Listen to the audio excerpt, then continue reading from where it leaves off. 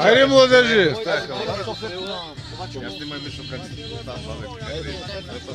Мишо, хапваш ли, Мишо?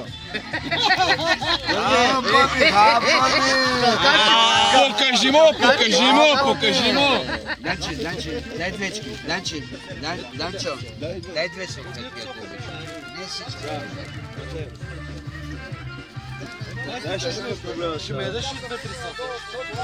На Гегата го изпращам. На нашия общ приятел Гегата. Прах купи за моята, че го свърши.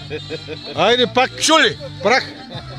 Прах и щипки. Не бе, който иска бе. И тако са ми котитил. Гегата ли някой каза? Гегата. Гегата. Кой е това Гегата? Ето го Гегата. Такива плевенски лудночани да го барат. Са кавали. Котката винаги си имала и опашка. Поздрави, Гега. Много здраве, батко. Здрави, прави и корави. Така. На здраве. Гега е много да и се напиеш под камайна. Пак ще припадаш, ще могат да вдигнат. Абе, с две думи, ако искаш да станеш човек, ела, живееш на юг. Ела е тук при нас. Какво правиш там на север, бе? Южните братя. Аз съм бил южните братя. Не. Бастун.